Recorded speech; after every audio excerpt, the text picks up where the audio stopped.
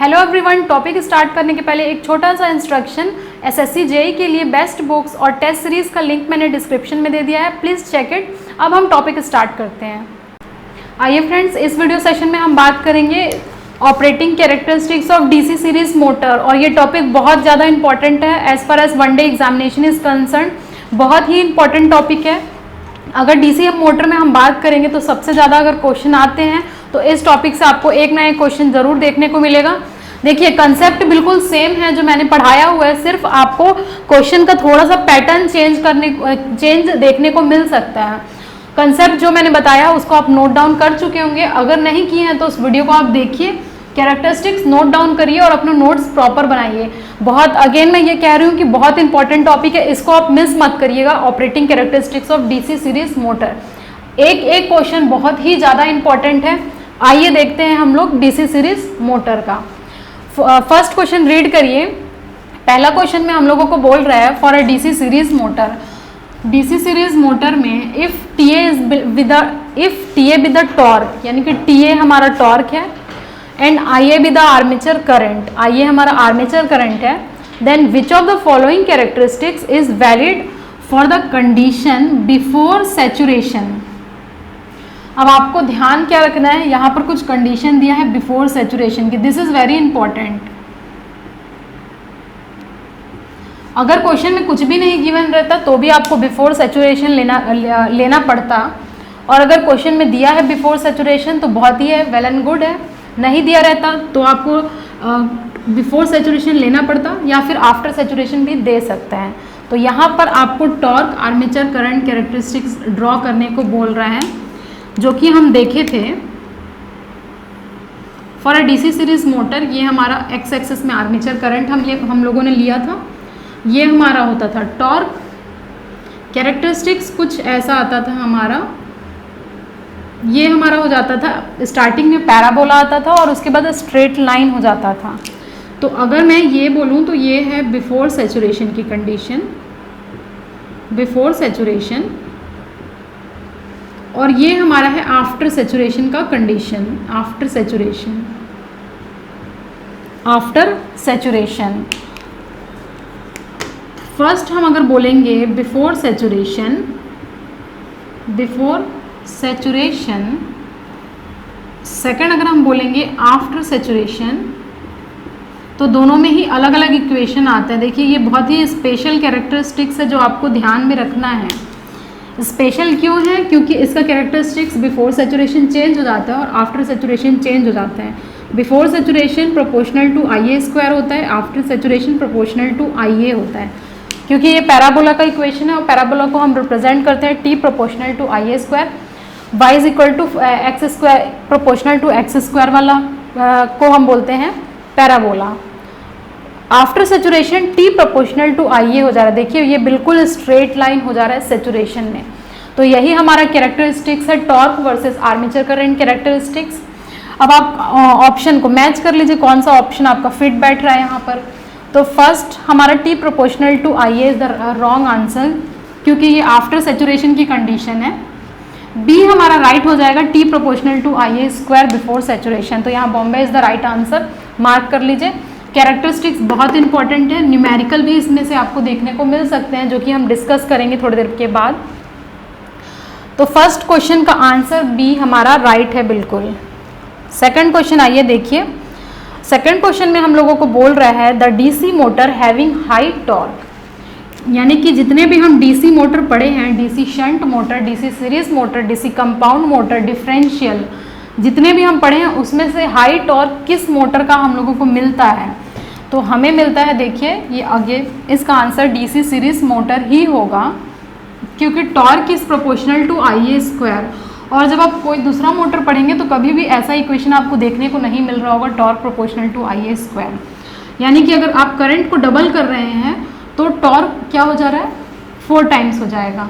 ये खास बात होती है डीसी सीरीज जनरेटर की, इसकी वजह से हम इस मोटर को इलेक्ट्रिक ट्रैक्शन में यूज़ करते हैं। ट्रैक्शन में जनरली हम यूज़ करते हैं डीसी सीरीज मोटर को, क्योंकि टॉर्क बहुत ज़्यादा हम लोगों को मिलता है और इलेक्ट्रिक ट्रैक्शन में हमारा टॉर्क रिक्वायरमेंट हाई होता है।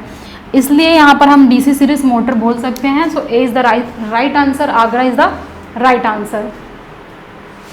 थर्ड ऑप्शन क्या है हमारा, थर्ड क्वेश्चन क्या है हमारा, देखिए थर्ड क्वेश्चन बोल रहा है विच of the following curve represent the speed torque characteristics of a DC series motor. अब यहाँ पर बोल रहे हैं टॉर्क स्पीड कैरेक्टरिस्टिक्स बताने के लिए। तो आप देखे थे टॉर्क स्पीड कैरेक्टरिस्टिक्स क्या होता है, बहुत ही फैमिलियर है।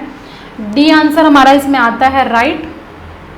टॉर्क ये देखिए ऐसा इन्वर्स कैरेक्टरिस्टिक्स रहता है, तो इसके लिए हमारा आंसर डी हो जाएगा।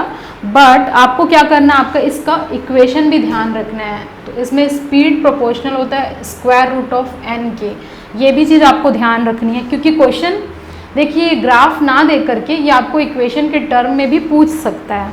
तो इक्वेशन भी ध्यान रखिए, ये ग्राफ भी ध्यान रखिए। ये देखिए एज अ रेक्टेंगुलर हाइपरबोला ये दिखाई दे रहा है, तो कैसे भी क्वेश्चन को पूछ सकता है, लेकिन आपका कंसेप्ट हमेशा सेम रहेगा। आंसर डी हो जाएगा right, Delhi is the right answer. Fourth question क्या बोल रहा है, पढ़िए which of the following motor should never run at no load. तो देखिए ये डीसी सीरीज मोटर का सेशन है, तो आंसर ऑब्वियस सा हमारा डीसी सीरीज मोटर होगा। लेकिन आपको मैं रीज़न बता देती हूँ क्यों होगा इसका आंसर, किस मोटर को हम नो लोड पे नहीं चला सकते या नहीं चलाना चाहिए। डीसी सीरीज मोटर को कभी भी नो लोड पे नहीं चलाना चाहिए, क्योंकि इसको अच्छे से समझिएगा, इसमें से आपका क्वेश्चन डेफिनेटली अगर ऐसा नहीं पूछेगा तो फिर पूछेगा कि डीसी सीरीज मोटर को नो लोड पे क्यों नहीं चलाना चाहिए, उसका रीज़न आपसे पूछेगा क्वेश्चन में। फोर्थ का रीज़न क्या है, देखिए फोर्थ क्वेश्चन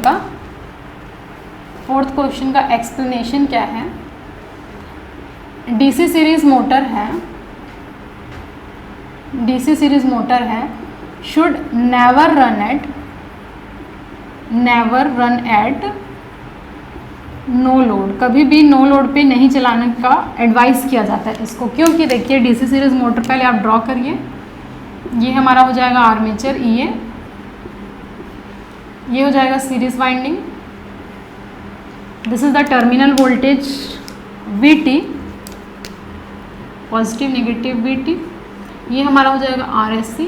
क्योंकि सीरीज है तो यही हमारा लोड करंट होगा, इनसाइड यही हमारा होगा फील्ड करंट, और यही हमारा हो जाएगा आर्मेचर करंट, यानी कि फील्ड सीरीज में कनेक्टेड है आर्मेचर के। तो मैं क्या बोल सकती हूँ कि फ्लक्स हमारा प्रोपोर्शनल होगा ISE के प्रोपोर्शनल होगा, क्योंकि ये फील्ड और फील्ड से हमारा फ्लक्स जनरेट होता है। But ISE is equal to हमारा होता है आर्मेचर करंट IA, जैसे कि आप देख पा रहे हैं दोनों ही सीरीज में कनेक्टेड, और सीरीज में हमेशा करंट सेम होता है। This is equation 1, 2। Also speed N is proportional to EB upon phi from EMF equation से आपको ये पता है, या फिर मैं बोल सकती हूँ इन्वर्सली प्रोपोर्शनल टू phi, देखिए, और इसको मैं क्या बोल सकती हूँ इन्वर्सली प्रोपोर्शनल टू IA। तो ये ही इम्पॉर्टेंट हमारा एक्सप्रेशन है जो कि ये बताएगा the DC series motor should never run at no load.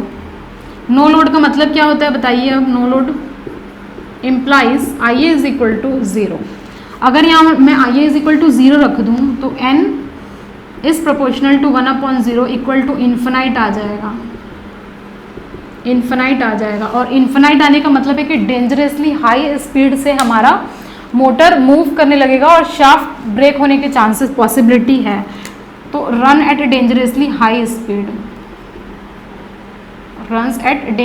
High speed पे ये मूव कर जाता है, इसीलिए एडवाइसेबल होता है कि कभी भी डीसी सीरीज मोटर को नो लोड पे नहीं चलाना चाहिए, ये इसका कारण है। तो ये आप नोट करिए, क्वेश्चन आपको पूछ सकता है डीसी सीरीज मोटर को नो लोड पे क्यों नहीं चलाना चाहिए, because it runs at dangerously high speed. तो आइए हमारे फिफ्थ क्वेश्चन की तरफ देखते हैं। आइए हमारे फिफ्थ क्वेश्चन को रीड करते हैं। तो ये एक न्यूमेरिकल क्वेश्चन है। न्यूमेरिकल क्वेश्चन थोड़ा सा आपको सॉल्व करके देखना पड़ेगा, और ऑप्शन को ध्यान रखना है आपको, कहीं आप गलत मार्क मत कर दीजिएगा, क्योंकि थोड़ा सा क्वेश्चन पढ़ने में कभी कभी गलती हो जाता है।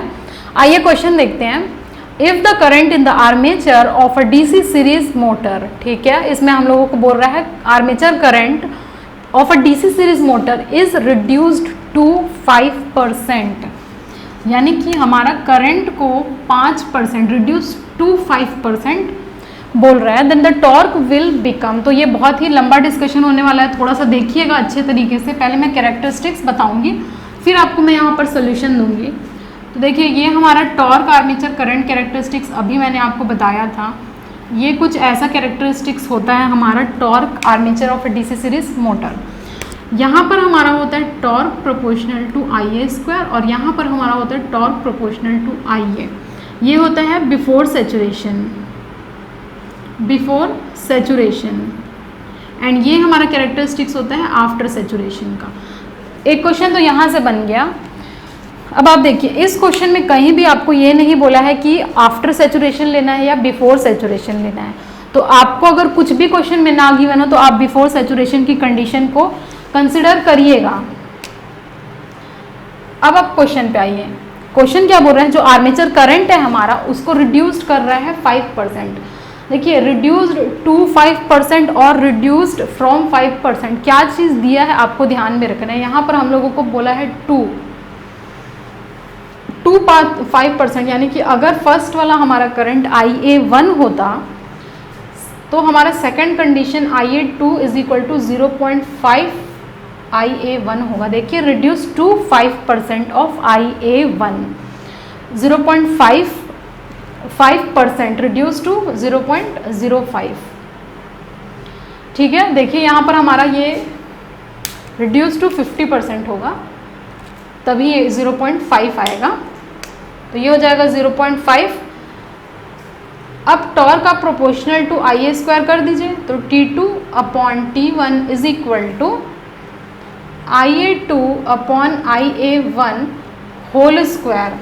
पुट कर दीजिए यहाँ पर ये वैल्यू, तो ये हो जाएगा 0.5 IA1 अपॉन IA1 का होल स्क्वायर। कैंसल हो जाएगा, 0.5 इंटू 0.5 कितना हो जाएगा, देखिए 0.25, इतना आएगा हमारा।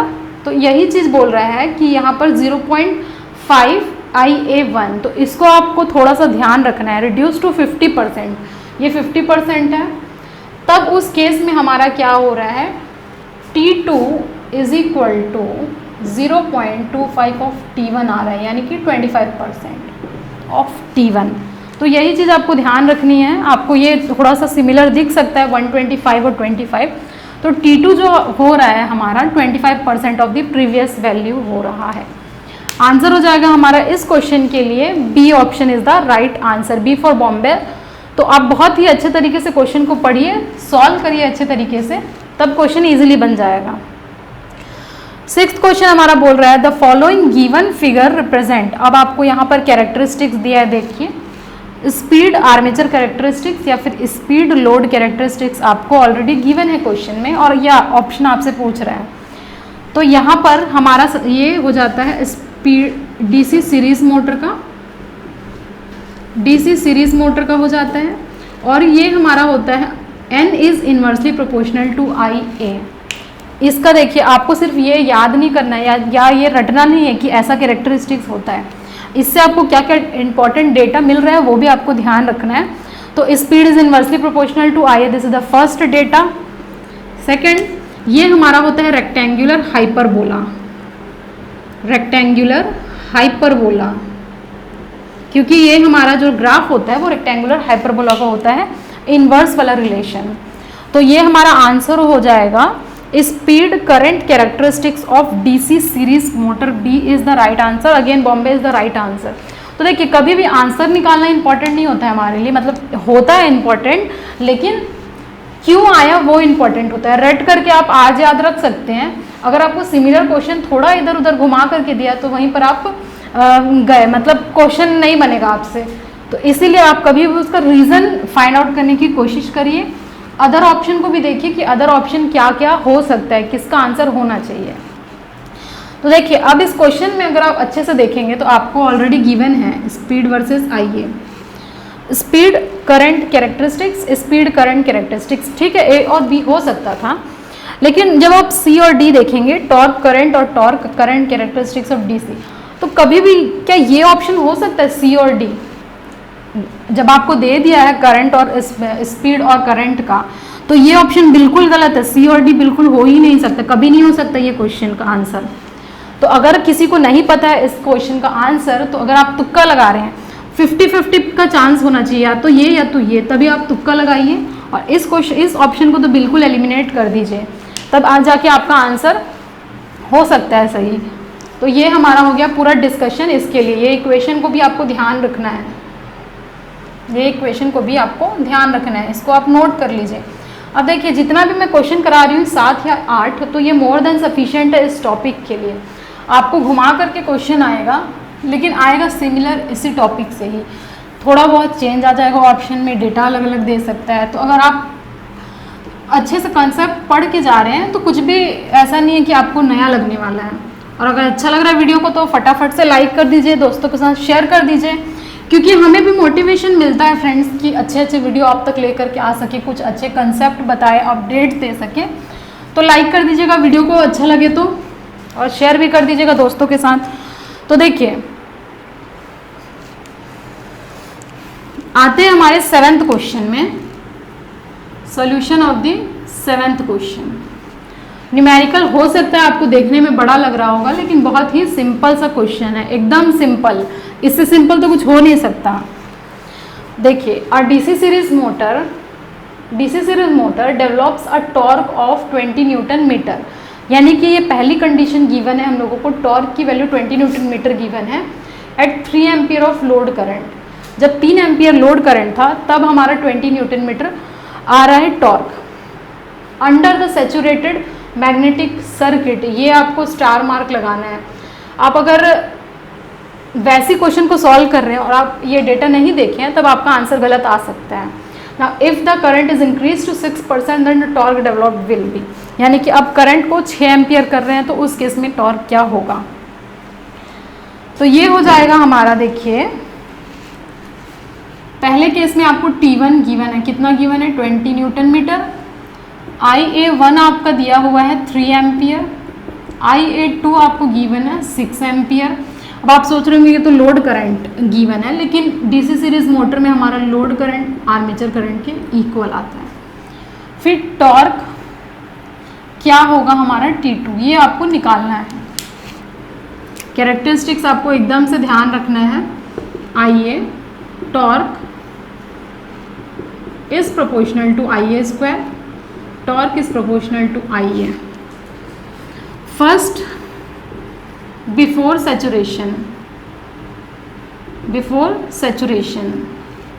second, after saturation।